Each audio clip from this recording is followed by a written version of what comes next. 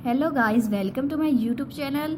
और आज की वीडियो में हम पढ़ने वाले हैं हमारे देश के राष्ट्रपति के बारे में। ठीक है, सो वीडियो को एंड तक ज़रूर देखिएगा और वीडियो अच्छी लगे तो लाइक शेयर ज़रूर कर दीजिएगा और चैनल पर नए आए हो तो चैनल को सब्सक्राइब ज़रूर कर दीजिएगा। ठीक है, तो अब हम वीडियो को स्टार्ट करते हैं और वीडियो को एंड तक ज़रूर देखिएगा। ठीक है, और अब हम स्टार्ट करते हैं। तो हम पढ़ते हैं, भारतीय संविधान द्वारा देश में संप्रभु प्रजातंत्र गणराज्य घोषित किया गया है।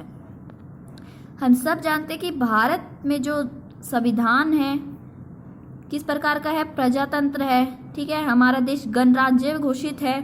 ठीक है, हमारा देश एक गणराज्य है और प्रजातंत्र है। ठीक है, और भारत में संविधान द्वारा सब कुछ होता है। ओके, तो संविधान की धारा 53(1) में ये व्यवस्था की गई है कि संघ की कार्यपालिका शक्तियां राष्ट्रपति के हाथ में होगी। कि जो संविधान की धारा 53(1) है उसकी जो व्यवस्था है वो कार्यपालिका की शक्तियां जो कार्यपालिका की शक्तियां हैं वो राष्ट्रपति के हाथ में होगी। ठीक है, और इन शक्तियों का प्रयोग संविधान के अनुसार खुद या अपने पदाधिकारी से करवा सकते हैं। मतलब कि इन शक्तियों जो उपयोग होगा वो या तो राष्ट्रपति खुद कर सकते हैं या अपने किसी पदाधिकारी से करवा सकते हैं। ठीक है, और अगली जो हमारी धारा है, संविधान की धारा 74(1) के अधीन राष्ट्रपति के को परामर्श देने के लिए एक मंत्रिमंडल बनाए जाने की व्यवस्था है जिसका मुख्य प्रधानमंत्री होगा। ठीक है, कि 74(1) में बताया कि राष्ट्रपति को परामर्श देने का एक मंत्रिमंडल होना चाहिए। ठीक है, और जिसका मुखिया कौन होगा, प्रधानमंत्री, हमारे देश का प्रधानमंत्री जैसे कि। ठीक है, जो कि वो उन्हें परामर्श दे सके। ठीक है, और राष्ट्रपति को भारत का प्रथम नागरिक होता है। भारत का जो पहला नागरिक, जैसे हम अगर हमारे शॉर्ट्स में क्वेश्चन पूछे जाते कि भारत का पहला नागरिक कौन होता है, तो पहला भारत का जो नागरिक होता है वो राष्ट्रपति होता है। ठीक है, तो देखिए, अगर राष्ट्रपति के बारे में आपका अगर कोई भी क्वेश्चन तो आप मुझे कमेंट करके पूछ सकते हैं कि राष्ट्रपति के बारे में कोई भी क्वेश्चन हो ऐसा जो कि आपको नहीं पता है। फिर पहले वीडियो को देखिए, अगर वीडियो में पता चल जाता है आपको तो बहुत अच्छी बात है। ठीक है, सो आगे है हमारा कि उनकी जो आयु होती है वो 35 वर्ष होती है।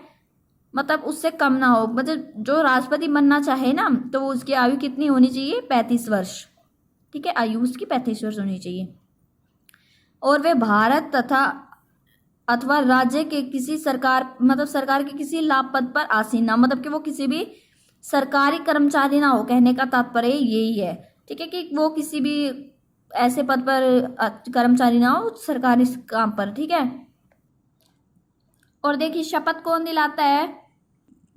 एक्चुअल में गाइस गलती हो गई, नियुक्ति प्रधानमंत्री मतलब राष्ट्रपति की नियुक्ति कौन करता है कि प्रधानमंत्री की सलाह पर मंत्री की। ठीक है, आपकी प्रधानमंत्री की सलाह पर मंत्री की, राज्यों के राज्यपाल की और नियंत्रक एवं महालेखा परीक्षक की। ठीक है, इनकी सबकी सलाह होती है। ठीक है, इनकी नियुक्ति ये करते हैं सब, सर्वोच्च न्यायालय व उच्च न्यायालय के न्यायाधीशों की, महान्यायवादी की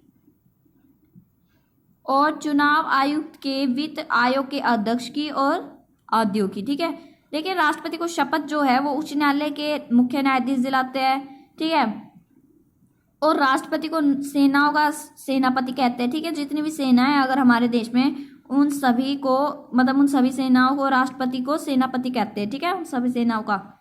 और राष्ट्रपति का जो वेतन होता है वो 5 लाख रुपए होता है, हर महीने मिलते हैं उन्हें 5 लाख रुपए। ठीक है, तो गाइस ये देखिए कुछ राष्ट्रपति की कुछ शक्तियां हैं। ठीक है, इनके बारे में पढ़ना भी ज़्यादा इंपॉर्टेंट ही है। ये एक हमारी पहली शक्ति है शांतिकालीन और दूसरी है संकटकालीन। ठीक है, शांतिकालीन है वैधानिक शक्तियाँ, और इनके बारे में तो आप सब जानते ही होंगे वैसे भी। प्रशासनिक शक्तियाँ, सैनिक शक्तियाँ, न्यायिक शक्तियाँ, वित्तीय शक्तियाँ। ठीक है, इन सब के बारे में आप जानते तो हैं ही। ठीक है, तो जैसे कि न्याय करने वाले, ठीक है, सैनिक सारी सेनाएं, वित्तीय सभी बैंक वगैरह सारी चीज़ें, प्रशासन IAS IPS सारे सब कुछ आ जाते हैं इसमें। ठीक है, और ये विधायक सब कुछ आ जाते हैं इनमें। ठीक है, और दूसरी जो है हमारी संकटकालीन शक्ति है। देखिए संकटकालीन शक्तियाँ है कि धारा 352 जो है वो लगाई जाती है।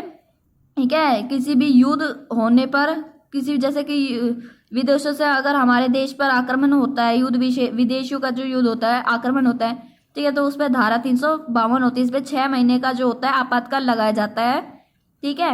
और 6 महीने का ही आपातकाल लगाया जाता है। उसके बाद अगर एक दिन हटाकर वो फिर से अगले दिन अगर समस्या नहीं सुलझती है तो वो फिर से 6 महीने का लगा सकता है, ठीक है। और अगला जो हमारी 356 धारा, देखिए 356 जो धारा है राज्य का शासन, मतलब कि अगर राष्ट्रपति को ये पता चल जाए कि किसी भी राज्य का जो मुख्यमंत्री है वो राज्य का शासन जो है अपने तहत मतलब कि तानाशाही कर रहा है या फिर संविधान के द्वारा नहीं चला रहा है शासन को, तो धारा 356 के तहत वहाँ पे आपातकाल लागू कर सकते हैं, ठीक है। और वहाँ पे भी 6 महीने का आपातकाल लागू हो सकता है, जैसे कि इसमें बताया गया था उसी तरीके से इसमें भी है, और इसमें भी वैसे ही है। अगला जो है हमारा धारा 360। धारा 360 देखिए जो कि वित्तीय संकट है, ठीक है, कोई भी पैसों की समस्या आ जाए, ठीक है, भारत में या फिर किसी भी देश में, ठीक है, तो वित्तीय संकट मतलब आपातकाल लगाया जा सकता है, ठीक है। और फिर इसके लिए भी 6 महीने का आपातकाल लागू होता है, ठीक है। तो ये थी हमारी संकटकालीन और ये थी हमारी शांतिकालीन शक्तियाँ। ये 2 शक्तियाँ हैं हमारे राष्ट्रपति की, ठीक है। सो गाइस, हमारी आज की जो राष्ट्रपति की शक्तियाँ थी या फिर राष्ट्रपति का जो कार्य था वो हमारा पूरा हो चुका है, ठीक है। और वीडियो को एंड तक देखने के लिए आपका बहुत बहुत धन्यवाद। और वीडियो अच्छी लगे तो लाइक शेयर जरूर कर दीजिएगा और ऐसी वीडियो को देखने के लिए चैनल को सब्सक्राइब जरूर कर दीजिएगा। आपका बहुत बहुत धन्यवाद।